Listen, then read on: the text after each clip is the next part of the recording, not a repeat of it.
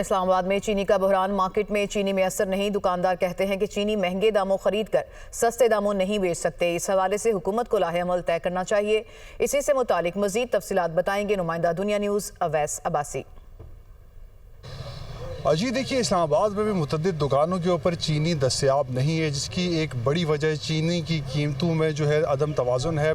इस्लामाबाद में दुकानों के ऊपर दुकानदार ये शिकवा कर रहे हैं कि हमें हुकूमत की जानिब से 170 रुपये या 172 रुपये जो है चीनी फ़रोख्त करने की हिदायत है, जबकि दूसरी जानिब हमें चीनी जो पड़ रही है होल सेल डीलर्स की जानिब से 185 रुपये किलो के हिसाब से पड़ रही है। तो उस कीमत पर बेचना हमारे लिए जो है वो बिल्कुल भी मुमकिन नहीं है। जो चीनी थोड़ी बहुत बेच रहे हैं दुकानदार, उनका कहना है कि वो भी हम नुकसान में बेच रहे हैं। दुकानदार और शहरी जो है वो हुकूमत से ये मुतालबा कर रहे हैं कि इस हवाले से जो है चीज़ों को देखा जाए और चीनी की कीमतों के ऊपर जो है एक रोड मैप बनाया जाए कि चीनी किस कीमत पे जो है दुकानों में बिकेगी। हमें पीछे से महंगी मिलती है और हमें यहाँ पे सस्ता बेचने को कहा जाता है, जिससे दुकानदारों का नुकसान है। तो चीनी का बहरान जो है इस्लामाबाद में शिद्दत इख्तियार किया और यहाँ पर शहरियों को चीनी मैसर नहीं आ रही।